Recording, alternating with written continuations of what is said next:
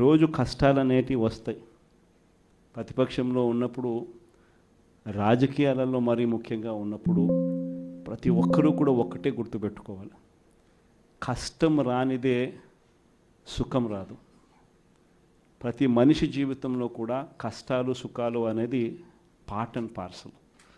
ప్రతిపక్షంలో ఉన్నప్పుడు మన కష్టాలు కనిపిస్తాయి, కానీ ఆ ప్రతిపక్షంలో ఉన్నప్పుడు ఆ కష్టాలలో వచ్చినప్పుడు మనం ఆ కష్టాలను ఎలా ఎదుర్కొంటాం అన్నది మనల్ని లీడర్లు చేస్తాయి. కష్టం వచ్చినప్పుడు మన క్యారెక్టర్ను మనం అమ్మేసుకుంటే, మన వ్యక్తిత్వాన్ని మనం అమ్మేసుకుంటే, ఒక్కసారి బాటిల్లో ఉన్న నీళ్ళు బాటిల్లో ఉంటే బాటిల్లో నీళ్ళు తాగుతాం, బాటిల్లో ఉన్న నీళ్ళు ఒక్కసారి ఇలా పడేసినామనంటే భూమిలోకి పడిపోతాయి, మళ్ళీ ఏరుకోలేం. క్యారెక్టర్ కూడా అలాంటిదే. ఒక్కసారి విడిచిపెట్టేసినాము అని అంటే మళ్ళీ దాన్ని ఏరుకోలేం. ప్రజల్లో చులకనవుతాం, ప్రజల్లో పలచనవుతాం. ఇది ప్రతి ఒక్కరూ కూడా గుర్తుపెట్టుకోండి. కష్టాలు అన్నటివి ఎల్లకాలం ఉండవు. ఎవరికి ఏ కష్టం వచ్చినా కూడా నా కథ గుర్తు తెచ్చుకోండి. 16 నెలలు నన్ను జైల్లో పెట్టినారు. నా మీద కేసులు వేసింది కూడా మళ్ళీ ఎవరో కాదు, అటు కాంగ్రెస్ ఇటు తెలుగుదేశమే. నా పిటిషన్లో ఎవరు పిటిషనర్స్ అంటే అటు కాంగ్రెస్ ఎమ్మెల్యేలు, ఇటు తెలుగుదేశం పార్టీకి సంబంధించిన నాయకులు. కేవలం రాజకీయంగా ఎదుగుతున్నాను అని ఒకే ఒక కారణంతో దొంగ కేసులు బనాయించారు. 16 నెలలు జైల్లో పెట్టినారు. కానీ ఏమైంది? బయటికి రాలా? ముఖ్యమంత్రి కాలా?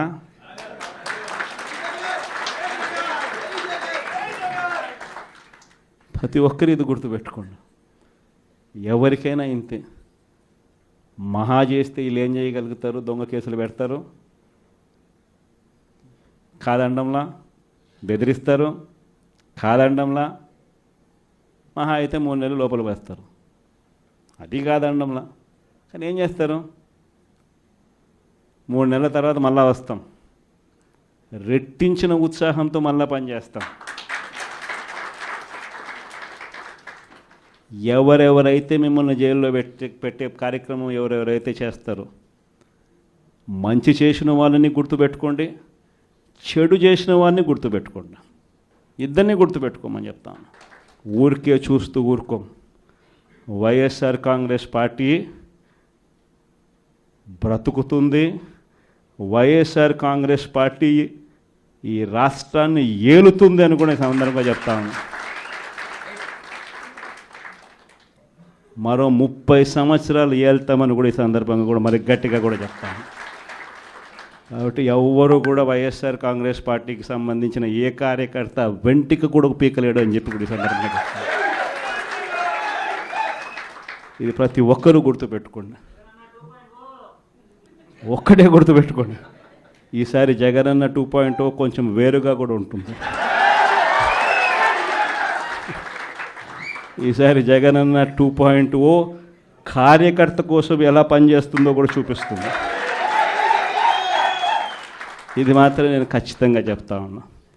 ఎందుకనంటే జగనన్న 1.0లో బహుశా కార్యకర్తలకు నేను అంత గొప్పగా బహుశా చేయలేకపోయి ఉండొచ్చేమో.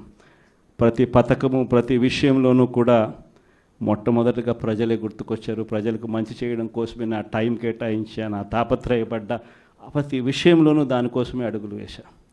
కానీ జగనన్న 2.0కి వచ్చేసరికి మాత్రం చంద్రబాబు నాయుడు కార్యకర్తలకు పెడతా ఉన్న ఇబ్బందులు చూసా, కార్యకర్తలు పడతా ఉన్న అవస్థలు చూసా, కార్యకర్తలు పడతా ఉన్న బాధను గమనించా. వీళ్ళ కోసం గట్టిగా మీ జగనన్న ఉంటాడని సందర్భంగా గట్టిగా చెప్తాను.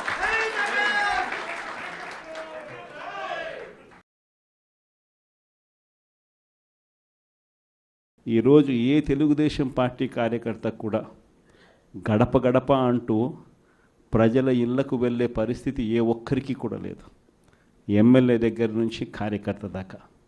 కారణం, ఏ గడపకు వెళ్ళినా కూడా వీళ్ళు ఎన్నికలకు ముందు ఇచ్చిన వీళ్ళ మేనిఫెస్టో సూపర్ 6లు సూపర్ 7లు ప్రజలు వీళ్ళకి ఇలా చూపించి, ఆ ఇంట్లో నుంచి ఒక చిన్న పిల్లాడు బయటకు వస్తాడు, నా 15,000 ఏమైంది అని అడుగుతాడు.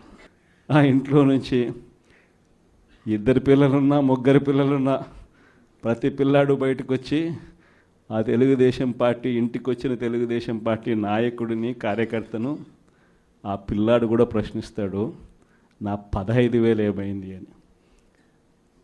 వీళ్ళింటికి పోయినప్పుడు ఆ పిల్లల తల్లులు ప్రశ్నిస్తారు, నా 18,000 ఏమైంది అని చెప్పి.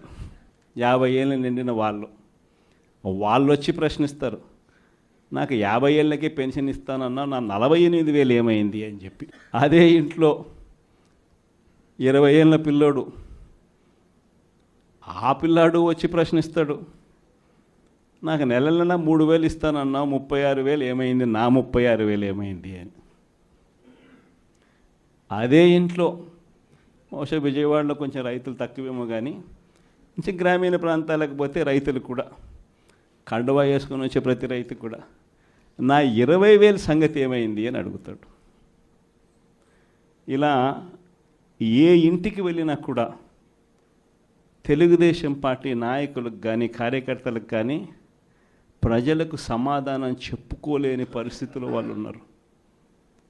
ఎన్నికలప్పుడు ఏదైతే మాట చెప్పాడో ఆ రోజేమో మేము చెయ్యకపోతే మా కాలర్ పట్టుకోండి అని అన్నాడు.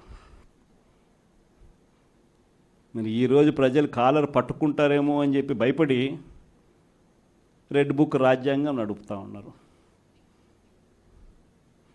ఈరోజు ఏమంటా ఉన్నారు, ఎన్నికలు అయిపోయిన 9 నెలల తర్వాత ఈరోజు ఏమంటా ఉన్నారు, సంపద సృష్టించడం ఎట్టనో నా చెవిలో చెప్తే నేను తెలుసుకుంటాను అంటున్నాను. వాస్తవాలు. ఇదే మాటలు ఎన్నికలకు ముందు నేను చెప్పా, చంద్రబాబు నాయుడు నమ్మడం అంటే చంద్రముఖిని నిద్ర లేపడమే అని. ఇదే మాటలు నేను ఎన్నికలప్పుడు చెప్పిన, చంద్రబాబు నాయుడు నమ్మడం అంటే పులి నోట్లో తలబెట్టడమే అని చెప్పి.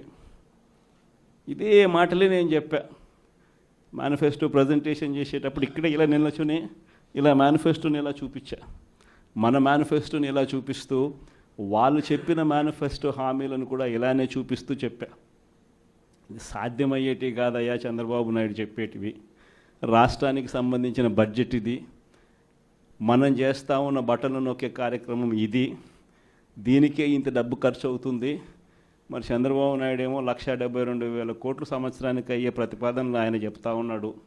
సూపర్ 6లు మోసము, సూపర్ 7లు మోసము అని చెప్పి చెబుతూ మనమేం చేయగలుగుతాము అన్నది కూడా ప్రజలకు అర్థమయ్యేట్టుగా కూడా మేనిఫెస్టో సందర్భంగా కూడా చెప్పడం జరిగింది.